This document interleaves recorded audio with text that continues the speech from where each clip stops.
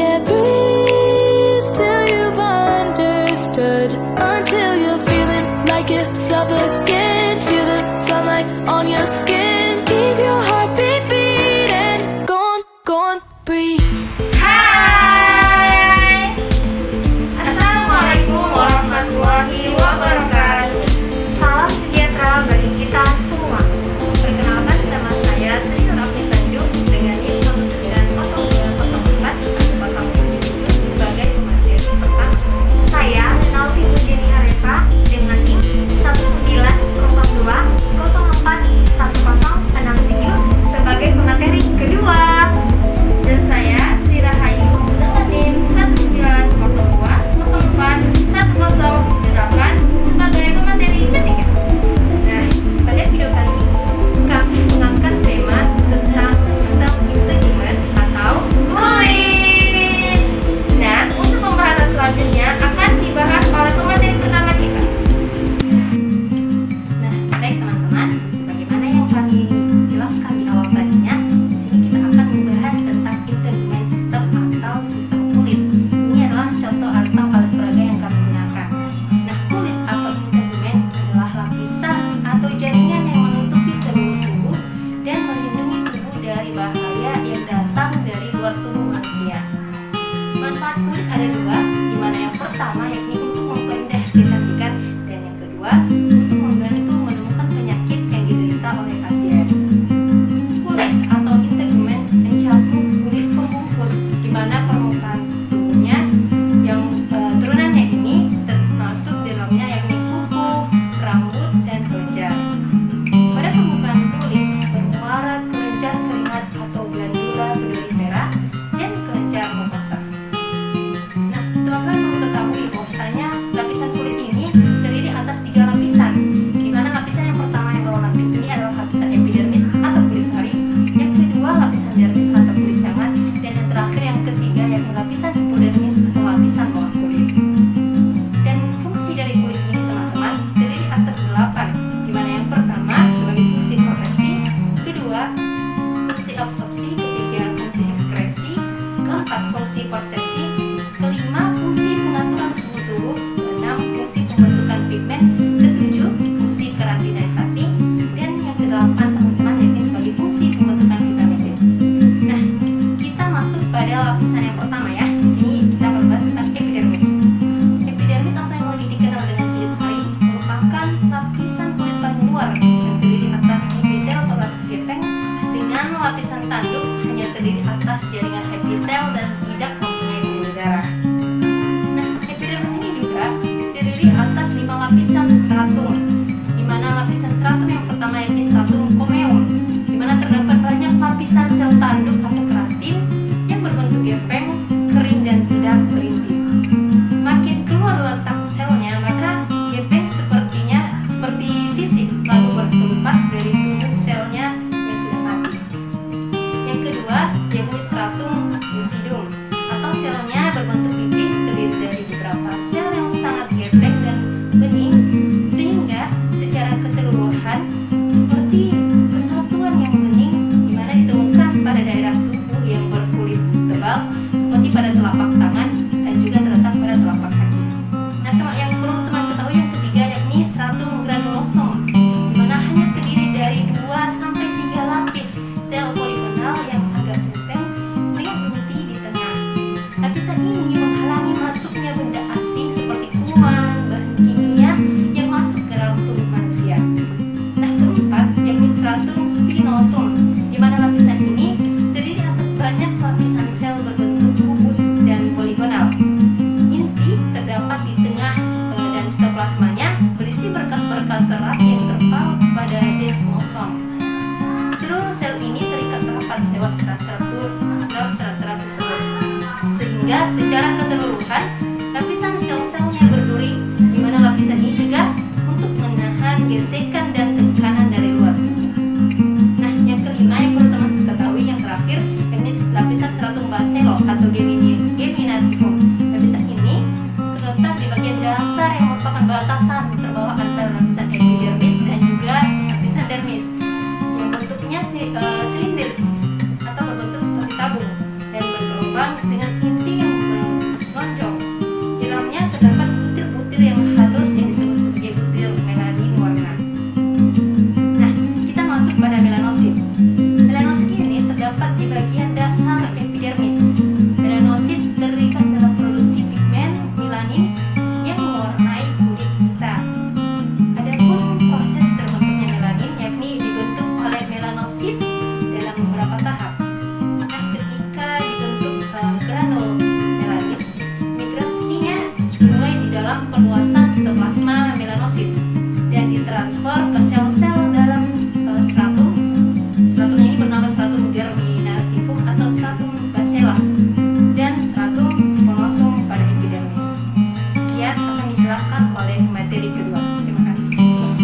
Baik, di sini saya akan melanjutkan penjelasan dari teman saya, di mana saya akan menjelaskan mengenai dermis.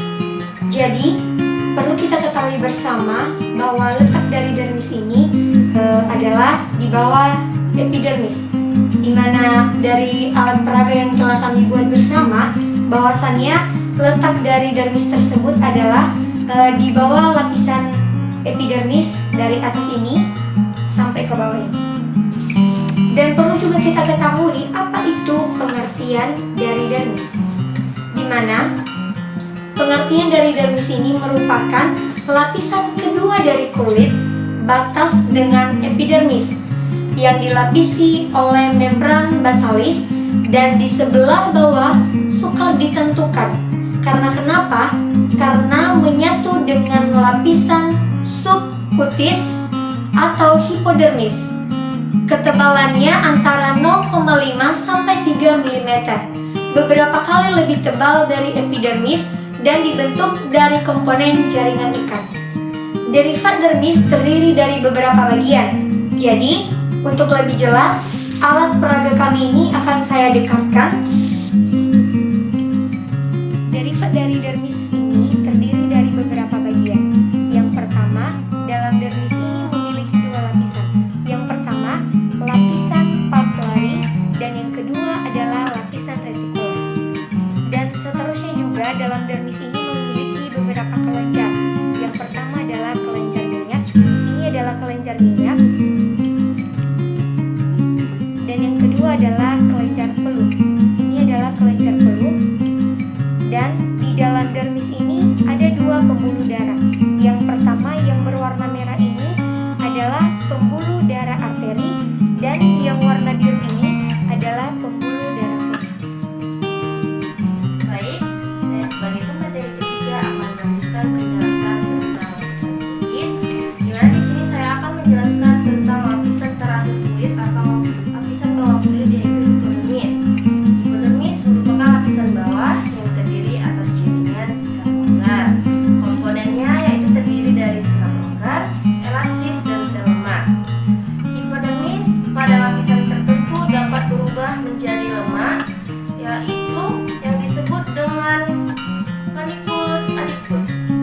Pada daerah tertentu, pada daerah perut, biasanya lapisan ini dapat mencapai ketebalan 3 cm, sedangkan pada bagian kelopak mata, penis, dan skrotum, lapisan ini tidak memiliki lemak atau tidak mengandung lemak. Nah, agar penjelasan saya lebih jelas, saya akan sedikit lebih maju untuk memperlihatkan alat peraga kami.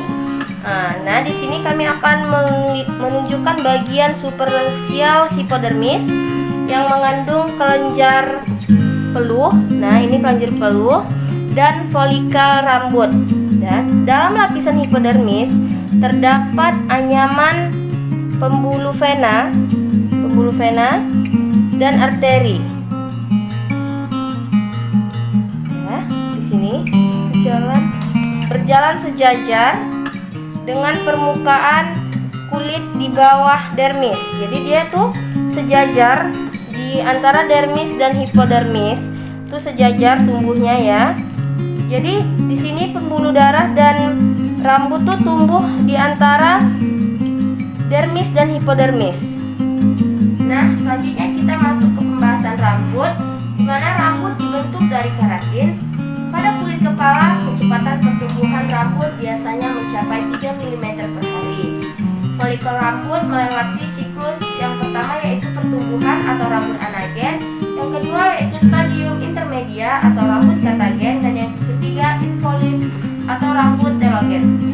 Jenis rambut sendiri terbagi atas dua, yaitu yang pertama rambut terminal atau dapat panjang berwarna, yaitu pada rambut kepala, alis, dan bagian yang tumbuh pada saat pubertas. Nah, yang kedua yaitu rambut velus yang pendek, halus, dan lembut yang berada pada permukaan tubuh. Nah, warna rambut sendiri dihasilkan oleh melanosit yang ada pada papila rambut dan ditentukan oleh gen-gen. Kita akan membahas tentang musculus erector pili. Musculus erector pili ini adalah otot penegak rambut yang terdiri atas otot polos yang terdapat pada kandung rambut dengan perantara akar rambut akan tegak dan kelenjar akan mengalami kompresi sehingga isinya didorong keluar untuk melumas rambut. Pertumbuhan rambut terjadi sehingga hasil mitosis sel-sel matriks yang berasal dari epidermis dan belum berdiferensiasi yang terletak di atas sekitar puncak papila rambut. Sel-sel pada dasar folikel akan menjadi sarung akar rambut. Luar sel-sel matriks rambut merupakan stratum malpighi epidermis yang akhirnya menjadi sel-sel berzat tanduk. Pada epidermis, bahan keratin lunak terjadi terus-menerus. Rambut mempunyai masa pertumbuhan tertentu. Untuk rambut kepala 0-3 tahun, sedangkan bulu mata 3-4 bulan. Akar rambut lepas dari matriks dan rambut rontok tertarik keluar setelah istirahat. Folikel memasuki masa pertumbuhan dan berhubungan dengan papila yang lama membentuk papil baru.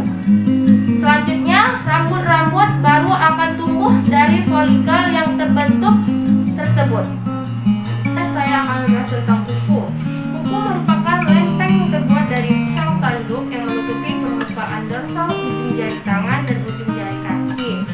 Lempeng kuku terdiri dari 3 bagian, yang mana bagian pertama yaitu pinggir, bagian kedua yaitu bebas, dan bagian kedua yaitu badan. Akar yang melekat pada kulit dan dikelilingi oleh lipatan kulit lateral dan proksimal. Laju pertumbuhan kuku rata-rata 0-5 mm per minggu. Pertumbuhan ini lebih pesat pada jari tangan daripada jari kaki, dan bila lempeng kuku ini dicabut paksa, asalkan matriksnya tidak rusak, kuku akan tumbuh kembali. Nah, jadi sekian penjelasan kami tentang sistem integumen atau kulit. Semoga apa yang telah kami sampaikan pada video kami kali ini dapat bermanfaat bagi penonton semua. Jika dalam penyampaian kami tadinya